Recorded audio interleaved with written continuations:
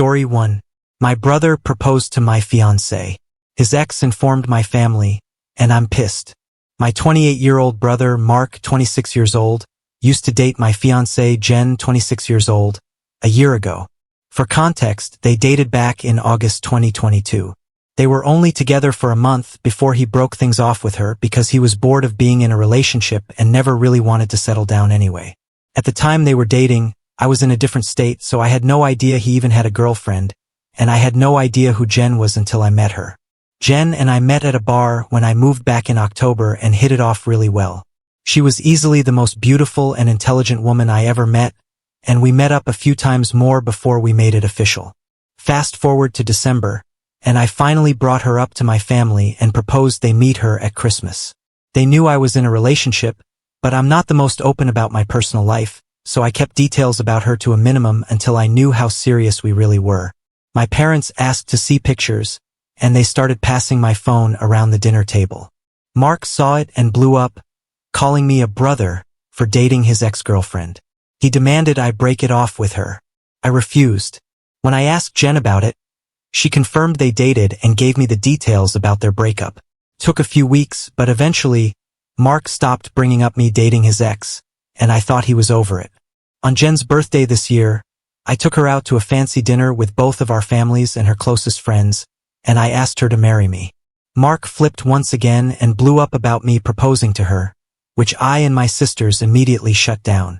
The incident happened this past weekend. Mark had been pretty quiet about the whole thing for the last 2 months.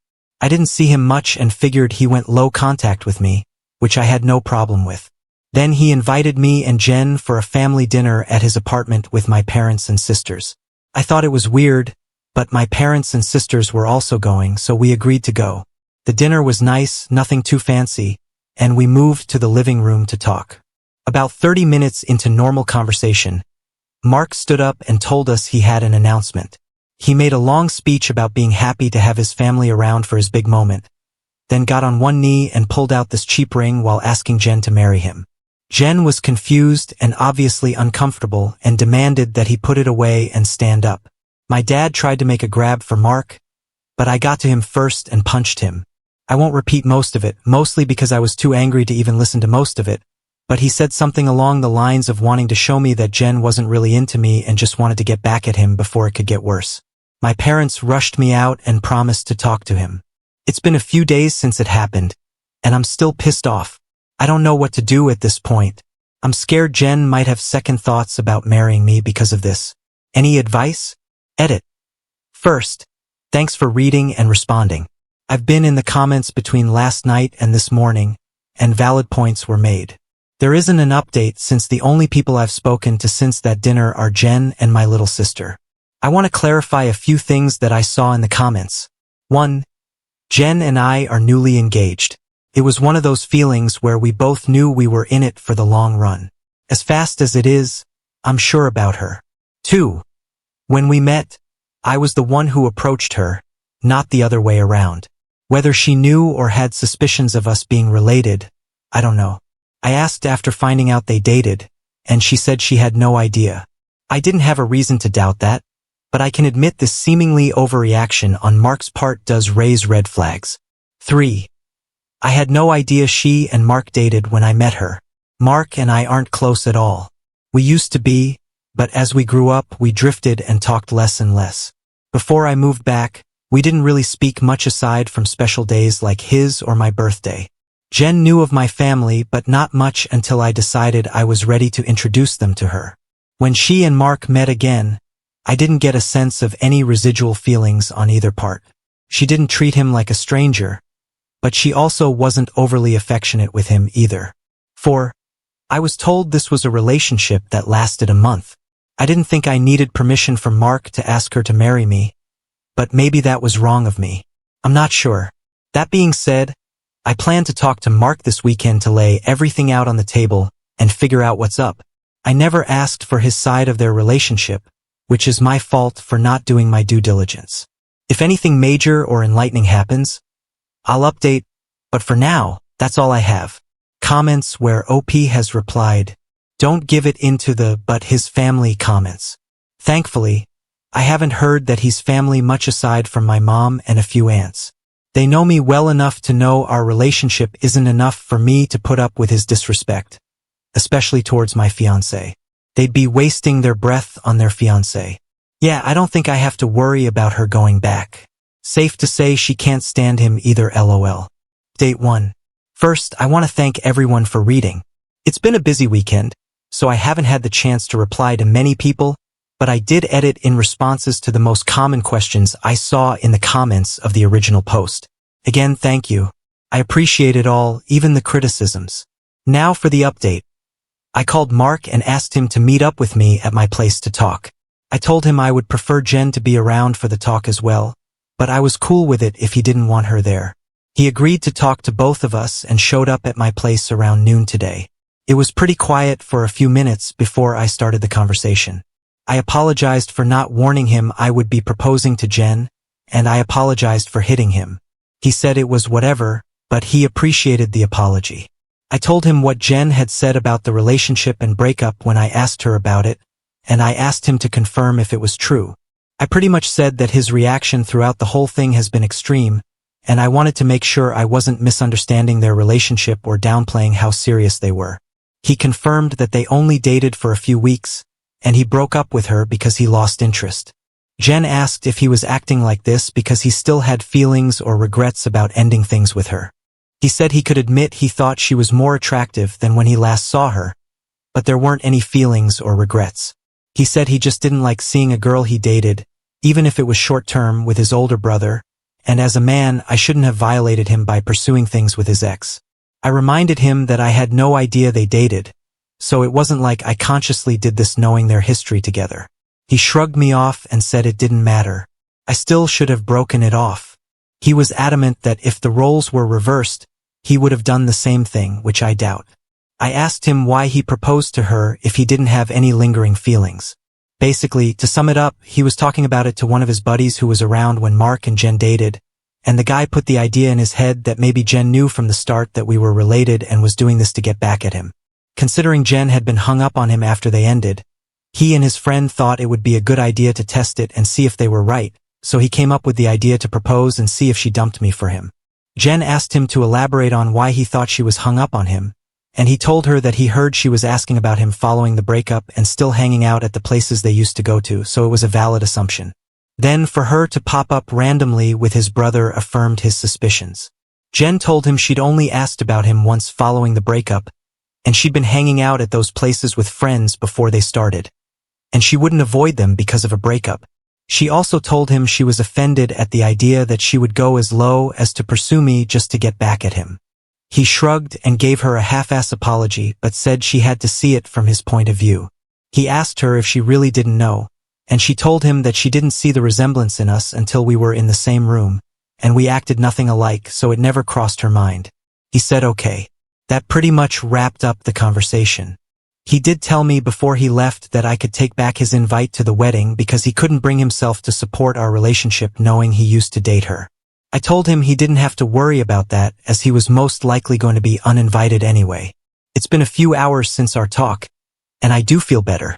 My parents aren't too happy about him being uninvited, but they understood that it was a mutual decision and probably for the best. My sisters told me they knew he didn't have a good reason for being an ass, and they don't blame me for not wanting him at the wedding. As of now, I'm going to limit contact with Mark, and I doubt he'll reach out to me anytime soon either. Once again, I want to thank everyone for reading and commenting, and if anything significant happens, I'll update again. Comments where OP has replied, "Why didn't she know of your family? We hadn't discussed my family much at the beginning of our relationship. I left home to get away from them, my parents specifically, and started reconciling at my sister's request when I decided to move back home. I was open about not being close with them when Jen asked, and she was okay with being left in the dark considering the circumstances." Update 2. Editor's note. OP posted both of these updates on the same post, but to clarify, Update 3 would have happened about 2 weeks after Update 2. He just combined both updates into one post. If I had to guess, yes, it probably was because one of his updates got removed or stuck in limbo on a subreddit. I couldn't post this to the same forum, so I'm posting this directly to my profile in case anyone is interested in an update. It's been a while since I've posted, but a few things have happened since my last talk with Mark, so I've been in low contact with Mark since our last conversation. I haven't called him and he hasn't called me, and our only interactions have been in family settings. As it stands, my mom is now upset that Mark is still uninvited for my wedding. It started with a comment made during my younger sister Sophie, 22-year-old, birthday. Her boyfriend of, I think, 4 years proposed to her at the end of the night, and we sat around talking about what she envisioned for her dream wedding. She talked a bit about wanting a destination wedding and her ideas for the cake and dress. Then she said something along the lines of, "Teddy, I know Mark's banned from your wedding, but you won't care if he comes to mine, right?" I laughed it off and told her I couldn't get mad about her guest list, even if I wanted to. My mom gave me this weird look and asked if Mark was still not invited to my wedding. I told her yes, and she got irritated. She told me she thought I was joking and said I was being unreasonable to go through with banning him from the wedding since he's family. She accused me of holding a grudge just to be petty. I reminded her that he and I agreed on him not coming. I then told her that this wasn't the time to talk about my wedding since the day was about Sophie, and if Mark or she wanted to talk about my wedding, they could call me another time. Sophie laid into my mom a bit about trying to make her special day about Mark, and my mom dropped the issue. For those of you who might be wondering, Mark wasn't at Sophie's party because he apparently had to work and couldn't make it. A few days later, my mom stopped by my house and said she wanted to discuss my wedding. She asked me why I was so adamant about Mark not coming to my wedding. She said that I shouldn't be so insecure about Mark and Jen's previous relationship and that uninviting him was a step too far. I told her that Mark and I mutually agreed on him not coming to the wedding, and he can come to me about it himself if he has a problem with it. We got into an argument, and she said that if I wasn't going to reinvite Mark, then she would not be coming either because I was ostracizing her son. I shrugged and told her if that's what she wanted, then she could toss her invite in the trash because I wouldn't beg her to be there. She asked me if I would really be okay with her not attending, and I told her it wouldn't be the first time she missed an event of mine because of Mark. She said I was being an asshole, throwing her past mistakes in her face, and she stormed out. I then started getting messages and phone calls from her and a few family members about the whole situation, saying I was in the wrong and urging me to invite Mark just to keep the peace. Jen's also been getting messages from my mom asking her to talk to me and get me to change my mind, but to my knowledge, she hasn't been responding so far. Most of my mom's side of the family is standing in solidarity with her and not attending, while my dad and his side of the family, which is only my aunt and uncle and their 2 kids, agree with me and are still coming. My sisters are also still coming to the wedding, and of course Jen's family too. Also, I talked to Mark about it and asked him if he had a problem with not having an invite. He said he uninvited himself in the first place, and he doesn't get why they're making a big deal because he still doesn't want to go. He told me to leave him out of the fighting because he's not involved, and he says he'd tell her the same. As of now, I'm back to being low contact with my mom, but my dad and I are still on decent terms. I'm still deciding on whether I'll reinvite my mom and her family should they change their mind about the boycott, but the chances are low, and I told my dad this too, which he understands. For now, Jen and I started looking into downsizing the venue since the guest list is significantly smaller.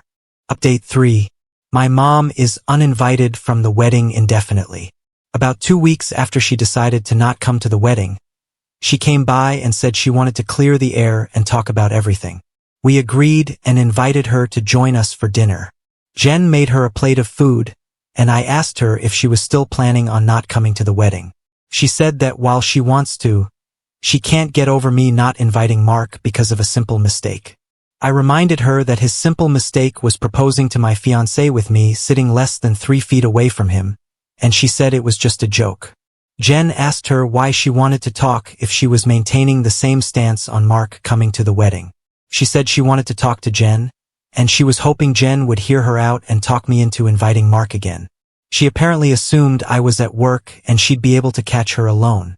Jen politely told her that she understood her thought process, but she wouldn't have had that conversation anyway without me present since this is about my brother. My mom made a comment somewhere along the lines of Jen being spineless and unable to have a conversation without me thinking for her, which started a pretty heated back and forth between the three of us before Jen told her to get out. She got up and started walking towards the door, and my mom followed her, still screaming at her by this point. She was yelling about her tearing our family apart while Jen was unlocking the front door. My mom grabbed her hair and pulled her to the ground, still screaming.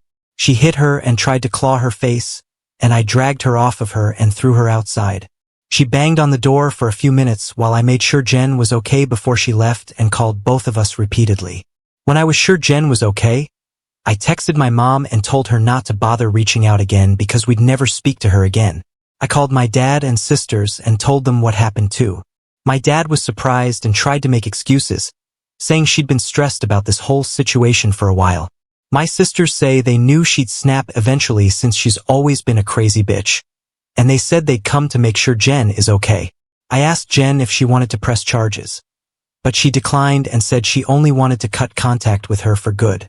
I told her that part was obvious, but she should still talk to the police since she was physically assaulted, but she didn't want my mom to get arrested. My sisters and Jen's mom came by to comfort her, thankfully, so she's doing okay. My mom is blocked on everything until Jen says otherwise. I genuinely don't know what to do now. Jen doesn't want to go to the police because she'd feel guilty having her arrested over this, but my sisters and I want to convince her too, and I'd at least want documentation in case something happens in the future. Comments where OP has replied, all of this could have been avoided if Mark had sat down with your mom and taken responsibility. He absolutely could, but I don't think he knows what accountability means. I really do believe he thinks he has nothing to do with our mom's actions, and I don't think anything I say will be enough to convince him that everything she does is for him and her own selfish gain. OP comments on November 12th to someone saying they should really press charges. Jen is still against formal charges, but after reading some of your comments with me and a long talk about how this could escalate, she agreed to have it documented with the police just in case she wants to talk to my dad about possibly getting her back in therapy or some kind of treatment for her erratic behavior. And of course, we are moving forward with going no contact. Clarification title. Some background on my relationship with my parents.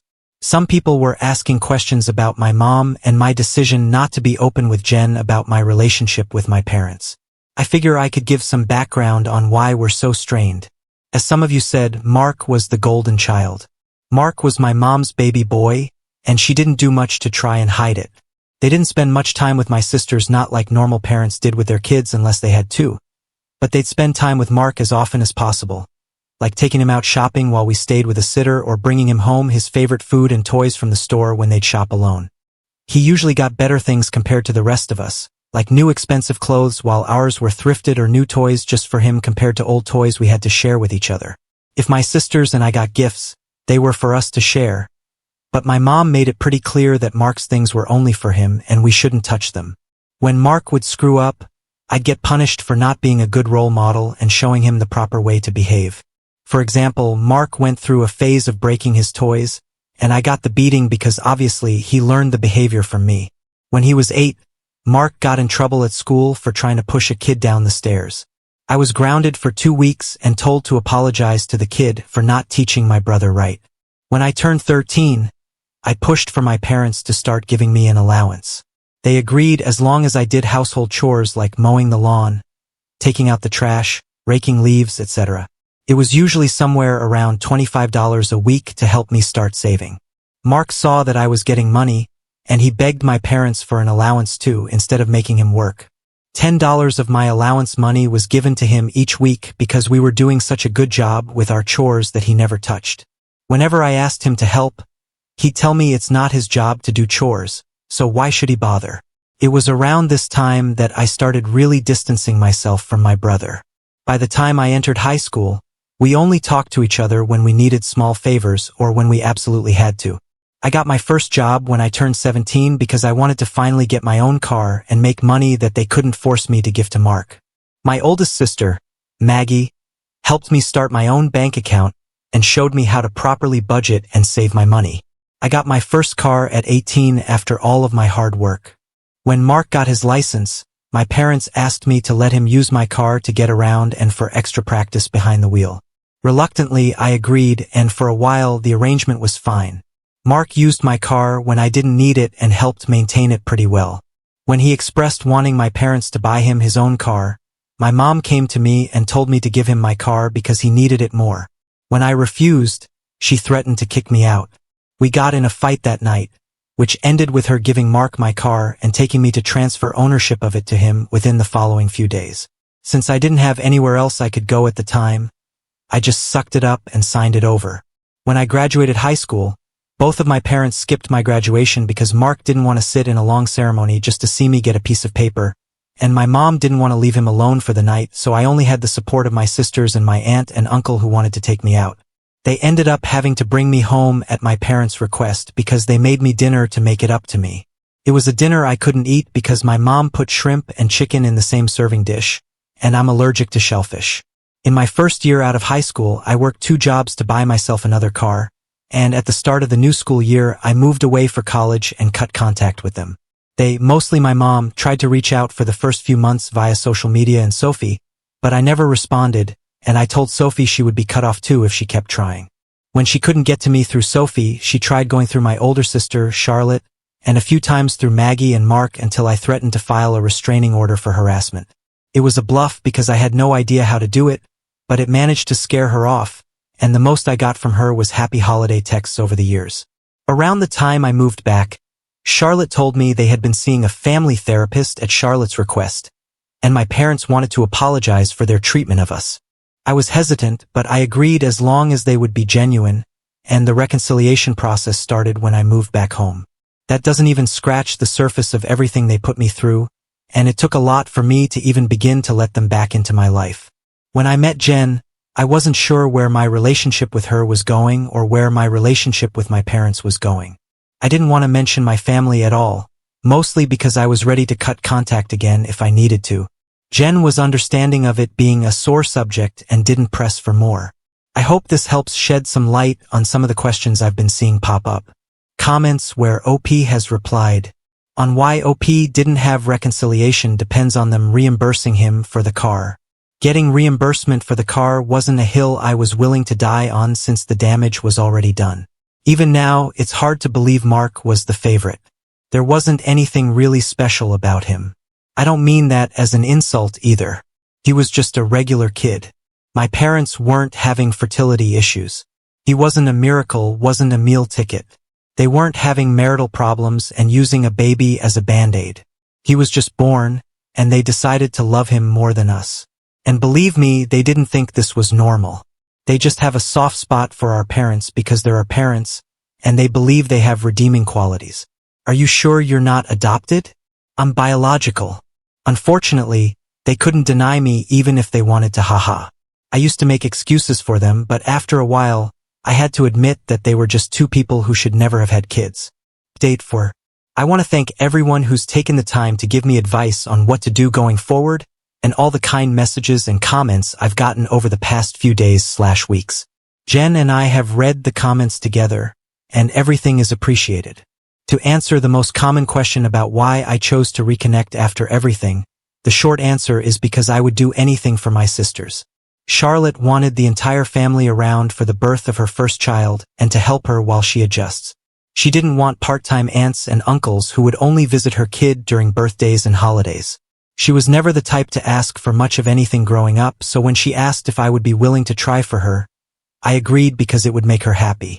I also think part of me hoped that maybe they changed. I don't regret trying to reconcile either. My parents are still terrible, but I met the love of my life, so I call it a win. A few people wanted to know if there's an update, so here we go. Sorry if it's a mess or confusing. A lot has happened. We filed a report with the police, and we're told that even though Jen doesn't want to pursue anything, it's not up to us to decide whether it goes further, but they would keep our preference in mind. We provided some pretty decent evidence of the assault, including pictures of Jen's face and texts with my mom and dad talking about what happened. We were advised to report and record any other incidents with my mom going forward in case anything else happened. Considering where we live, I doubt it'll go anywhere, but at least we have it on record.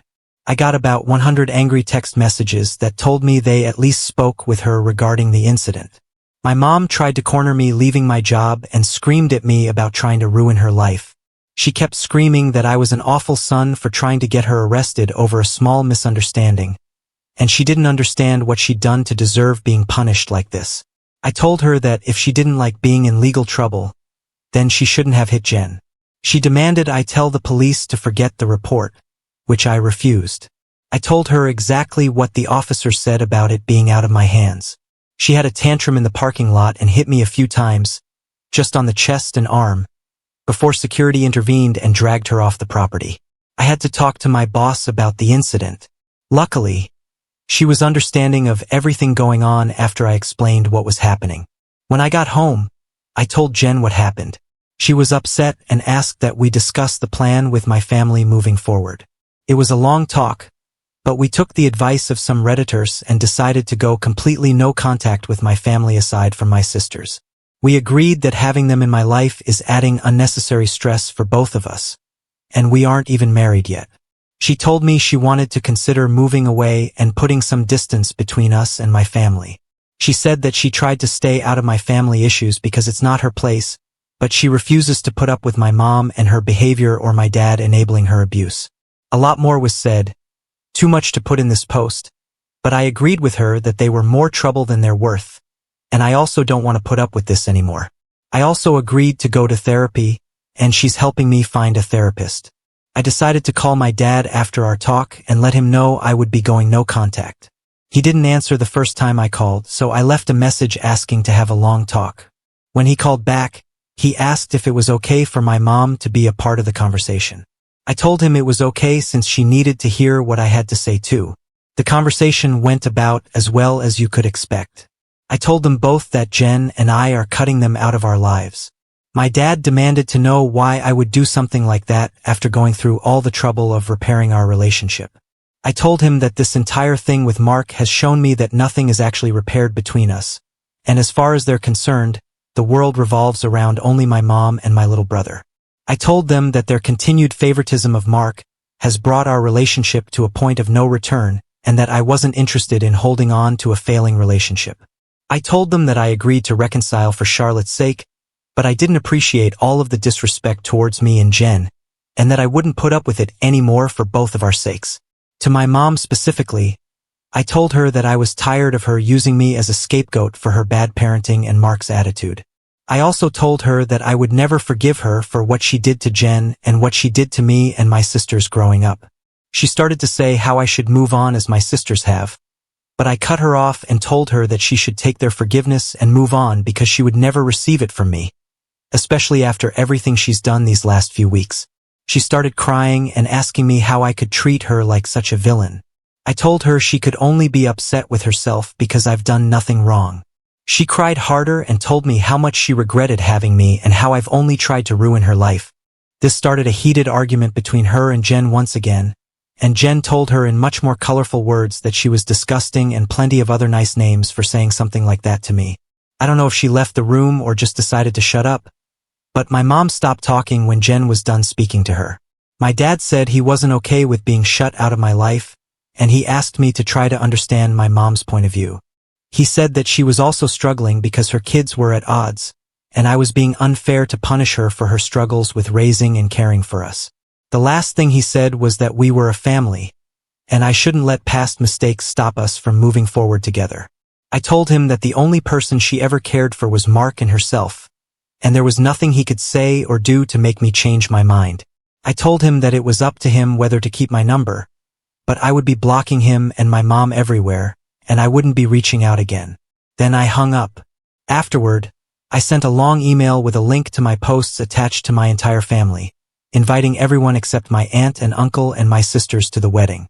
I hadn't cried in a long time, but Jen held me while I cried after writing the email, and she assured me we would be okay. My sisters also reached out to me after reading the email. I apologized to Charlotte for not being able to continue reconciling like she wanted, but she told me it was okay, and it's not my fault I had to cut them off again. The response from my family has been pretty mixed.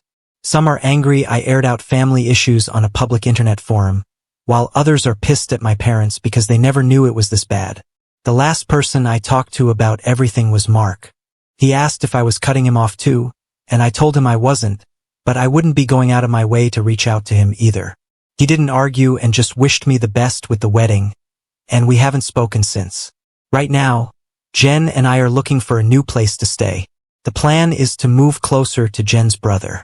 He lives about 3 hours from where we are now, and Jen and I like the city he's in. I spoke to my boss about transferring, and Jen is looking into the option of working 100% remotely or possibly finding a new job. And once again, our venue is changed since the guest list is significantly smaller. Jen's uncle is considering letting us use his lake house for our wedding. I don't plan to post any more about this unless the sky falls. At least not until the wedding because I want to move on with life, but I'll try to answer any questions some of you might have. Thanks and happy holidays. Edit. It took a few days to post this, and I had to keep removing details before I could actually post it. If anything's unclear, I'll answer as many questions as I can. Comments where OP has replied, "Your mom might try to figure out where you moved to." Aha. I'm already anticipating the aftermath of moving. She's gonna follow us when we move because that's the kind of crazy she is when she doesn't get her way. She becomes obsessive until she's forced to stop. I spoke with a lawyer friend of mine to see about a possible restraining order to stop her before she starts. Thanks for the well wishes. Happy holidays. Did Mom read the comments? According to Sophie, she's read a lot of them and doesn't think Reddit strangers have the right to tell her she's a bad person, lol. I don't think there's any amending left in me. Wish them the best, just as far from me and my family as possible. Now on to the next story. Story 2. Before we start, if you're enjoying this video so far, please consider liking and subscribing to the channel. Now let's continue. Am I in a hole for telling my mom she should learn how to keep her legs closed? Me and my mother have never had the best relationship. We have the same attitude and we tend to clash whenever we're forced to spend time together. She also keeps getting herself into toxic relationships that end up affecting me and my sisters. A few months ago, my mom started seeing this guy named Fred. At first, he seemed like a great guy. He'd take my mom out on dates often and buy her chocolate and flowers. I liked him. Exactly 2 months ago, I found a piece of paper on our kitchen counter stating that my mom had put in her 30-day notice and we'd need to leave our apartment before then. I asked my mom about it, and she told me that Fred wants us to move in with him and his 2 kids. She asked me and my younger sister if we were okay with it, to which I replied telling her I didn't care where we lived, while my little sister told my mom she didn't want to live at Fred's. My mom didn't listen to my little sister though, so we ended up moving in with Fred. And in the first week we moved, he started showing his true colors, telling my mom what she was and wasn't allowed to do in his house. For example, he didn't allow drinking in the house as he used to be an alcoholic, and he also made it a point to tell my mother that he didn't want my older sister visiting us all the time. This ended up causing a lot of arguments between them. Fast forward to today, and Fred's just gone out to run some errands. He called my mom and told her he was buying her a Princess Peach costume for his friend's son's birthday party, which was Mario-themed. My mom argued that there was no way in hell she was going to wear that and that he shouldn't bother buying it. He kept insisting that she needed to, but my mom was persistent, telling him no until she eventually hung up on him. He kept calling her, but my mom kept ignoring him and sending him straight to voicemail. When my mom had gotten tired of the constant calls, she finally picked up, and he was furious. Her stubbornness caused a huge argument between them, and it got so bad that my mom told Fred he'd had enough of his bull and that she was going to leave. So she made her way to Walmart, bought a few boxes to put our clothes and belongings in, called my aunt, and we packed everything, leaving shortly after. We moved in with my sister, who had a 1-bedroom apartment with her girlfriend, and this really upset me. I was so mad at my mom for putting us in this situation. I was already tired of my sister's girlfriend telling me that this was her house, so I'd have to follow their rules. I told my mom she better find us a better place to live immediately, but she told me I should be grateful we had a roof over our heads and that we wouldn't be in this situation if we had just told her that we didn't want to move in with Fred. I was furious at that point and corrected her by saying, if only she knew how to keep her legs closed and thought with her brain, then we wouldn't be in this situation, and she needed to stop blaming me and my sister for all of her mistakes. She slapped me and called me an ungrateful a-hole. My sister and cousins kept telling me that I crossed the line for basically calling my mom a whore, but I was so tired of her blaming me and my sister for all her bad decisions. Am I the a-hole? Now on to the next story. Story 3. I'm 25 years old now, and just recently I went to celebrate my dad's 49th birthday with the family. But hold on, before I dive into that story, I've got to fill you in on some drama between me and my younger brother, who's 22. This whole mess started about 3 years ago. Back then, I was dating this girl, we'll call her C, and she was 24 at the time. C and I have been super close since high school. She was my world, and I thought I meant the same to her. The drama unfolded around Thanksgiving. I was out picking up some desserts for the holiday after crashing at a buddy's place because I was helping them move. When I finally got back to my place, I noticed something weird. C and all her stuff were gone. I tried calling her, but no luck. It just rang out to voicemail. I even tried to check where she was through her phone's location thingy, but it looked like she turned it off. Curious and a bit worried, I decided to check the footage from my front door camera, and guess what I saw? My own brother was there helping C move her things into his car, and then they both just drove off. After seeing my brother helping C move out, I immediately tried to call him, but just like C, he wouldn't pick up his phone either. This made me super anxious and jumped to all kinds of conclusions, but then a part of me was like, no way, my brother wouldn't do something like this to me. You see, growing up, my brother and I were super close, practically best friends. Sure, we didn't hang out as much after I went off to college, but we still kept in touch, talked a lot, and even hung out whenever we could. So, in a bit of a panic and looking for answers, I called my dad and basically got him to have my mom call my brother. They put him on speakerphone, and when my mom straight up asked him where C was, his answer felt like a punch in the gut. He said, "She's living with me now. She broke up with OP." Couldn't believe it. I felt like I was frozen, hoping it was some sick joke. I went and checked his Facebook and Instagram for any clues, and there it was. Pictures of them together, hugging and kissing. That just broke me.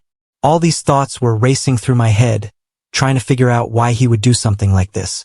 I was so hurt, but then that hurt turned into anger. How could my brother, who was supposed to be my best friend, betray me like this? Fueled by that anger, I drove straight to his place and started banging on his door, demanding he come out and face me. But instead of my brother, it was C who opened the door. I totally lost it and started bawling my eyes out. It all went down when I saw her. And then out of nowhere, my brother popped into the room from the kitchen and was like, "Hey, go upstairs." That's when he dropped this bomb on me. He and she were sneaking around behind my back. He's been sorry about it since my second year in college. But then, to make things even more dramatic, C marches down the stairs and goes, "You know why I dumped you? Because I was tired of pretending to even like you." That moment was a real eye-opener for me. The girl standing in front of me, she wasn't the girl I thought I was in love with. She was someone completely different, and I started thinking, is all of this drama even worth my time? Pretty quickly, I figured out the answer was a big fat no, and I just walked away. I always try to keep things chill and not cause a scene, especially when I know getting upset won't change anything that's happened. But let me be clear, I was super angry at both of them, and I decided right then and there that they were out of my life for good. Fast forward to now, I'm living my life in California, still flying solo. There was this family get-together that was going pretty okay until guess who showed up? My brother and his wife. And yep, they're pushing a stroller. Turns out they got married and didn't waste any time starting a family. So, after everything that's happened, I'm in a place where I'm over it. Therapy helped me see that C wasn't the one. I was messing things up. She was the problem. At a family thing, my brother tried to chat with me, but I just wasn't having it. I just kept talking to my aunt instead. After a bit, I kind of forgot my brother and his wife were even there. Then, when I was on my way to grab some more ice cream from the basement, my brother came out of nowhere, scaring the heck out of me. He tried to say sorry for the mess he caused 3 years back, but I wasn't about to stop and listen. I just walked right by him. He didn't try to talk to me again that night. The next morning, though, my phone was blowing up with texts from my mom. She was all about me forgiving my brother, saying it's the right thing to do. Both my parents are pretty religious and have already forgiven him, but here's the thing. I can't do it. What he did messed up my ability to trust. He knew how important C was to me, and he went behind my back anyway, thinking I'd just be okay with it. But forgiving him? That's something I don't see happening ever. Update time. Before I dive into the update, just want to say thanks to everyone who shared their thoughts on my situation. However, I have to say that some of you were pushing for me to get back at my brother in not-so-nice ways, including cutting him out for good. I get where you're coming from, but I need to clear up a few things. I'm not trying to make my mom and dad out to be the bad guys here. They actually forgave my brother way before we found out his wife was expecting a baby. And honestly, fighting my brother? That would just land me in trouble, like possibly ending up in jail, and it would just make things messier in the family. Now for the update. I had a serious talk with my mom, dad, and brother. We all sat down in my parents' living room, and I just laid it all out on the table. I told them straight up how I felt about what my brother did. It's the kind of thing you can't just say it's okay and move on from. It's not about holding a grudge forever. It's more like I can't see myself wanting anything to do with him again. How can I be cool with someone who went behind my back with my girlfriend, and even worse, his own brother? That's not the kind of person I want in my life. My brother tried to defend himself, saying he's changed and wouldn't make the same mistake again. But here's the thing. What he did really shook my trust to its core. He knew how much C meant to me and still went ahead with it, thinking it would all just blow over. But I just don't see how I can forgive that kind of betrayal. It's not just about what happened. It's about the trust he broke, and getting past that. It's not something I can see happening, not now, not ever. So there I was, having a real heart-to-heart with my brother and our parents, trying to make sense of everything. My brother, trying to make amends, acted like the past was just a tiny mistake, forgetting he went as far as marrying and having a baby with the girl I was planning a future with. I was like, really? And couldn't help but ask my folks how they managed to forgive him. They told me they were super disappointed in him at first, but after he found religion and started to preach, they believed he changed for the better and let it go. I had to ask them, though, if they could forgive him so easily if they were in my shoes. They said yes, they would have, but honestly, I couldn't buy it. We went back and forth for a bit until my brother tried to tell me I shouldn't hold grudges. And I was there thinking, you're one to talk. So I told him straight up that maybe he shouldn't have gone after someone else's girlfriend in the first place. That hit a nerve, and he actually started to cry. My mom jumped in, saying I was being too harsh since he's already said sorry and made amends for his actions. That's when I laid it all out on the line for them, just like some of you suggested. I told them they had to make a choice. Either they respect my decision to steer clear of my brother and move on, or I'd have no choice but to distance myself from all of them, including my brother and his family. It was tough, but it had to be said. So after all that intense back and forth, my dad dropped this line on me, saying I'd end up regretting it if I didn't forgive my brother. That made me stop and ask them straight up if that's really how they felt about the whole situation. My mom, with a sigh, finally said, fine. She admitted that they just have to accept my decision to keep my distance from my brother. I looked to my dad for his take, and he simply added, yeah. Feeling a mix of relief and exhaustion, I thanked them for sitting down and talking it out with me. Then I turned to my brother, and I just had to be honest. I told him that no matter what he did from here on out, there was no way we could go back to how things were. I wished him well but made it clear our paths were parting for good. After that, I just had to get out of there. I drove off to grab some In-N-Out because, honestly, after a conversation like that, you just need a good burger and fries to help you decompress. When I got home, I was so worn out from the whole ordeal that I crashed hard. I mean, the second my head hit the pillow, I was out. Now, today's a new day, and I've decided it's time to really start moving forward.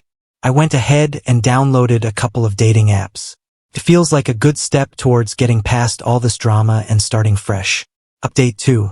So, where do I even start with this mess? Feels like I've been riding the world's worst emotional roller coaster, and honestly, I'm just about ready to get off. Let's kick it off with that family gathering for my dad's 49th. Yeah, that was something.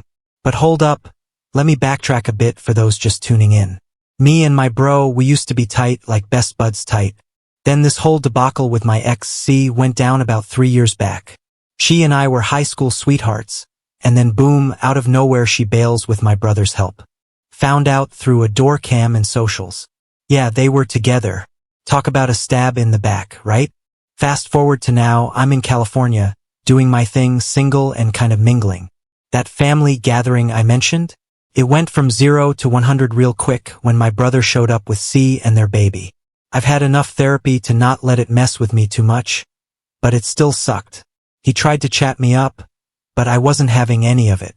Then the next day, my phone blew up with texts from my mom, going on about forgiving my brother because of their religious beliefs and all that. But here's the thing. How do you just forgive and forget something like that? It's not just about what he did, but how it all went down. That kind of betrayal doesn't just vanish. But here's the real update. I had to sit down with my folks and my brother.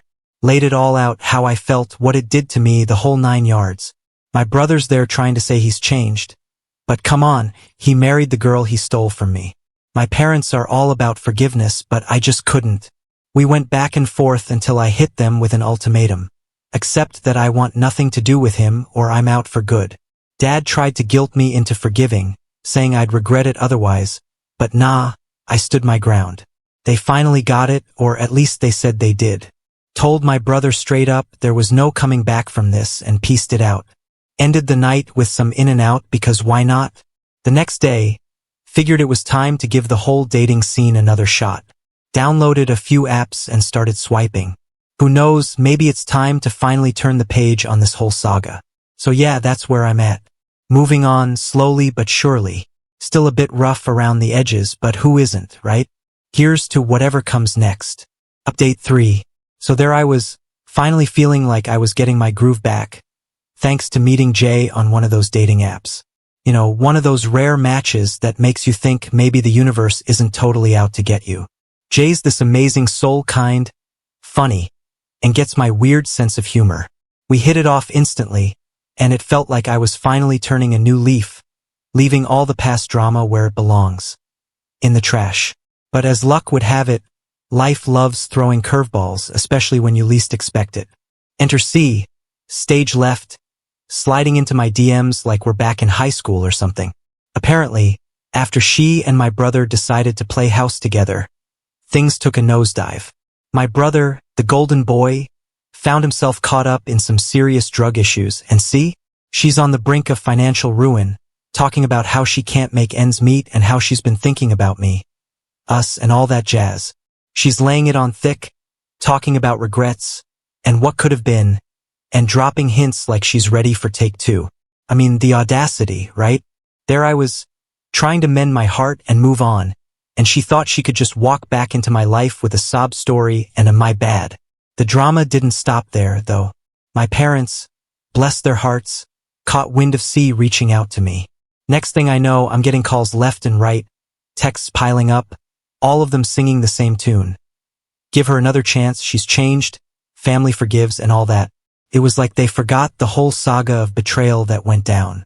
Suddenly, I'm the bad guy for wanting to keep my peace and sanity intact. Then, as if I needed more drama, my brother reached out. Yeah, Mr. I stole your girl wants to chat.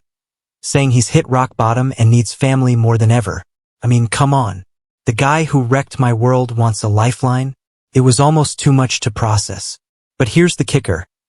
Amidst all this chaos, there was Jay, standing by me like some kind of superhero without a cape. We sat down one night, a bottle of cheap wine and 2 glasses, and just talked it all out. She listened, really listened, and offered her 2 cents without pushing me in any direction. Her take? Do what's right for you, not what's easy or what others expect. That talk was a game changer. It helped me see things clearly, not just through a lens of hurt and betrayal, but through what I really wanted for my future. So I decided to take the high road. Well, sort of. I replied to C, my words carefully chosen, wishing her well but making it crystal clear that our chapter was done and dusted. No looking back, no rewrites. Hit the block button faster than you can say, closure. As for my brother and the family drama, I laid down my boundaries. It wasn't easy but necessary. I told them I was moving forward with or without their approval. The whole situation was like ripping off a band-aid that's been stuck on for too long, painful, but oh so relieving once it's done. Now it's just me and Jay, navigating this crazy thing called life together. We're taking it one day at a time, making memories and laughing through the madness. And as for the past, it's in the rearview mirror, getting smaller by the minute. So yeah, that's the latest chapter in the saga that is my life. It's been a roller coaster, but I'm finally learning to enjoy the ride, twists, turns, and all. Here's to new beginnings, leaving the drama behind, and maybe, just maybe, finding a little bit of peace amidst the chaos. Update for. So Jay and I have been going strong, right? She's been this incredible source of strength and understanding through all the madness. We've been doing our thing, exploring, laughing, and really just soaking up the good vibes. Life with her felt like I was finally on the upswing, like maybe I could close the chapter on all the past hurt and betrayal. But here's where the plot thickens. Out of nowhere, my brother, let's call him Mr. Roller Coaster, decides to crash back into my life with a vengeance. He's been on a rough path, and now suddenly he's all about making amends, talking about getting clean and wanting to reconnect. He even started showing up at places he knew I'd be, talking about fate and second chances. Just when I thought I could navigate that minefield, C pops back up. But this time, it's not just a text or a call. She shows up in person, tears in her eyes, talking about how she's hit rock bottom. Her life with my brother turned into a nightmare of addiction and financial despair. She's looking at me like I'm some kind of lifeboat in her sea of chaos. And here's the cherry on top. My parents are back on their family is everything crusade, pushing me to forgive, forget, and play happy families again. They're orchestrating family dinners like we're in some sort of sitcom where everything resolves in 30 minutes with hugs and life lessons. Jay's been an absolute saint through it all, but I can tell it's wearing on her too. It's one thing to deal with your own drama, but it's another to have someone else's circus pitch a tent in your backyard. So after a lot of thought, soul searching, and more than a few late-night talks with Jay, I decided to take a stand. I met with my brother face-to-face in a neutral spot and told him I was willing to support his recovery, but I'm not about to rewind the clock and pretend we can pick up where we left off. As for C, I wished her well, truly, but made it clear that our paths diverged a long time ago for a reason. The family dinner showdown was something out of a movie. I laid it all out, my terms for moving forward, how I felt, and what I needed from them if we were going to have any sort of relationship. It wasn't easy. There were tears, raised voices, and more than a few moments where I thought I might just walk out and not look back. But believe it or not, it ended with a semblance of understanding. Maybe not full-blown acceptance, but a step towards mutual respect for each other's boundaries and choices. Jay was right there with me, a pillar of strength and my unwavering supporter. As for what's next, I'm taking it one day at a time, focusing on building a life with Jay, navigating the complexities of familial relationships, and most importantly, learning to trust the process. It's not perfect, far from it, but it's real. It's mine, and I'm determined to make the most of it, come what may. So yeah, that's the latest. Life's a journey, and I'm just here trying to enjoy the ride, bumps and all. Here's to moving forward, finding peace, and maybe, just maybe, a little bit of happiness along the way. Now on to the next story. Story 4. First off, these past 2 weeks have been hell for me until today. I found out on Tuesday that my boyfriend of over a year had been cheating on me near the whole relationship with 4 to 5 different girls and had got some random girl pregnant that he met on Facebook. He said he cheated on me after Christmas, yet I found out from his stepmom and stepbrother that he had been cheating for months with different girls. We were planning our life together, talking about kids, marriage, our goals, buying a house, etc. I never saw this coming. I trusted him. I loved him. My family loved him. I was so excited for our future. He never once made me think he was cheating. He was very attentive, loving, and caring up until about a month ago, when I noticed we were having sex less. He barely complimented me, didn't want to kiss me, got irritated with me over little things, etc. We had a talk 2 weeks ago, and I brought up how he had been acting. I asked him if he was still attracted to me, if he wanted to be single, was he stressed out. I told him he could be single if he wanted to, but to just be honest with me. He told me that he wanted to be with me but just felt like he wasn't where he should be in life and felt like we lost our spark. Me being the caring and loving GF that I was, I asked him what he needed from me. I suggested we go into relationship counseling. I was always checking in on him on how he felt, and he always told me we were good. This broken thing that he suggested caught me by surprise. We were both crying a river of tears.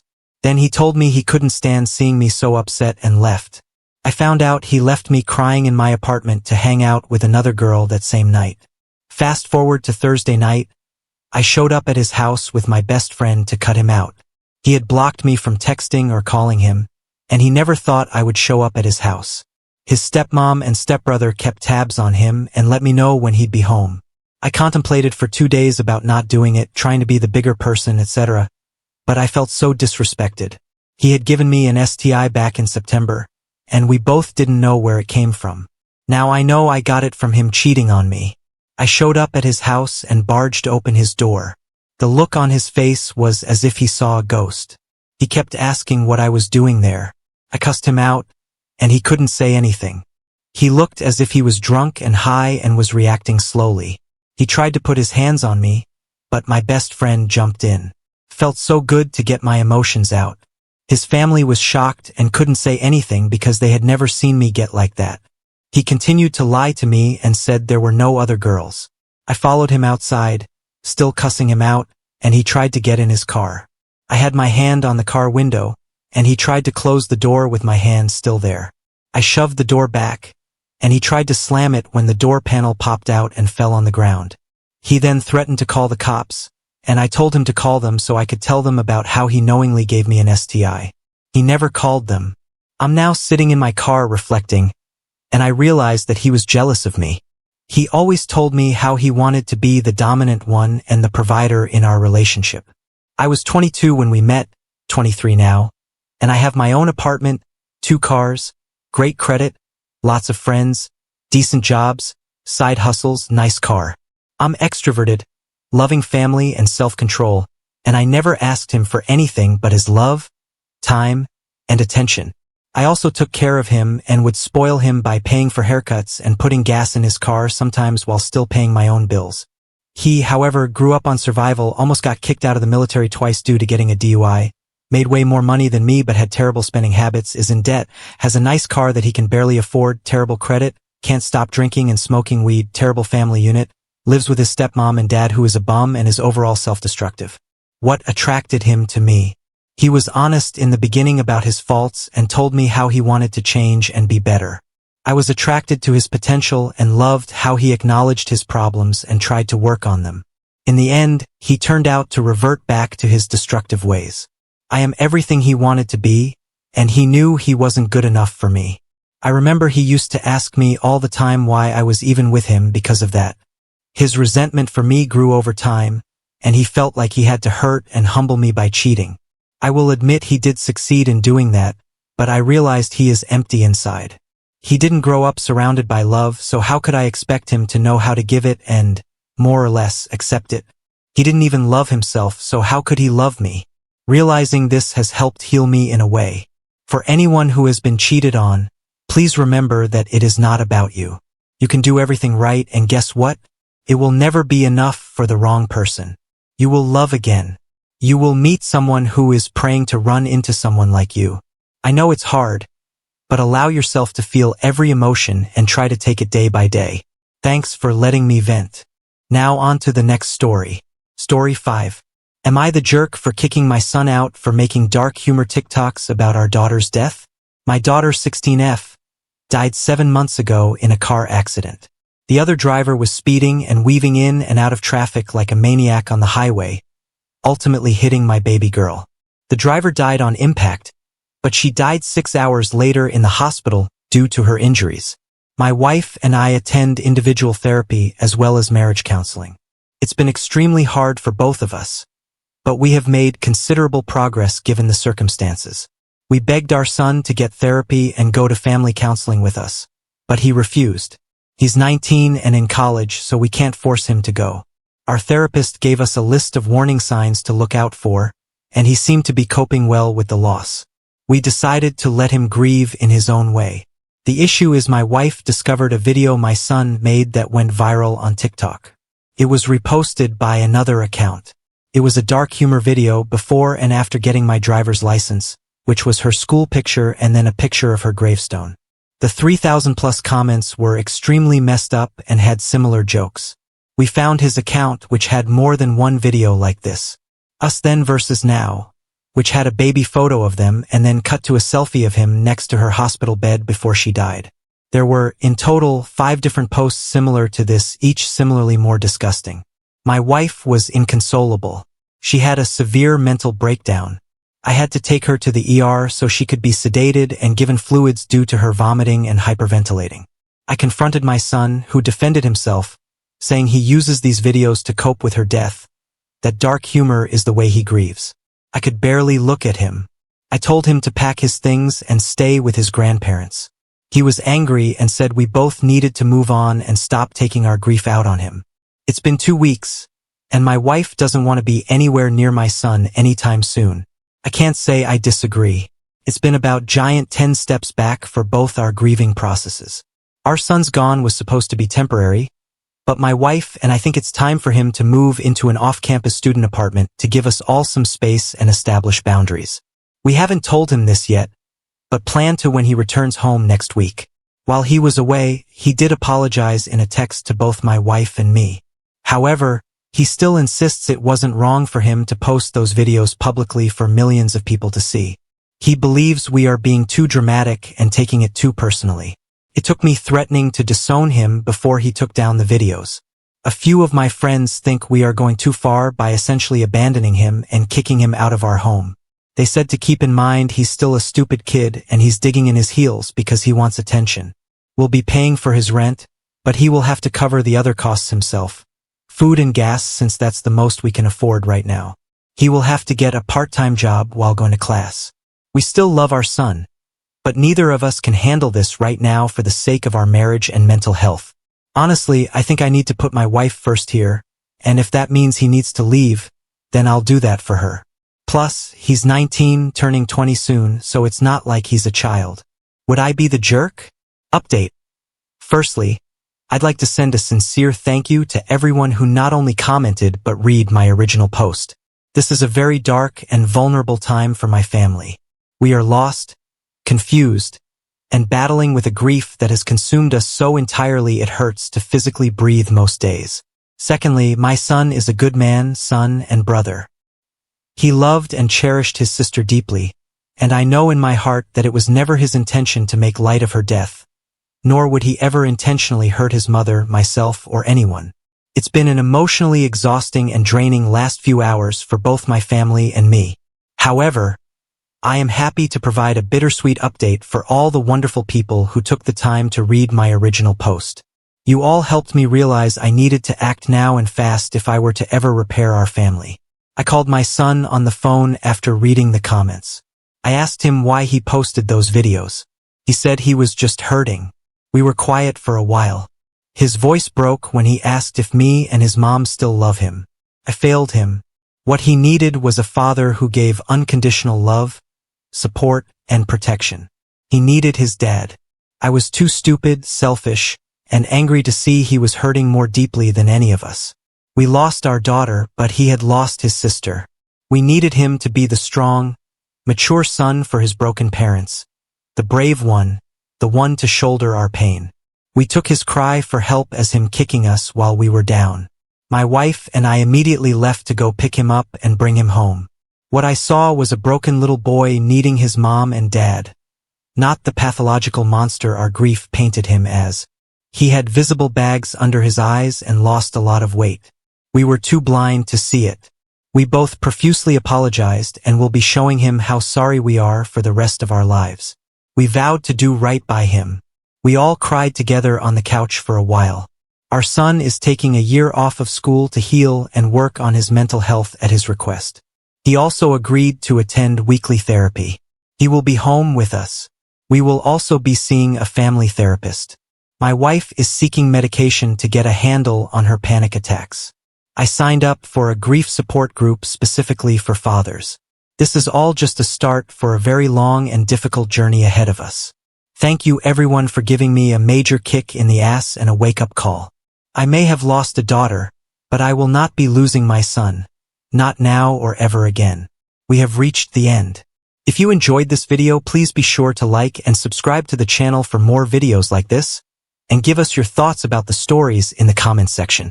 Thank you and see you in the next video.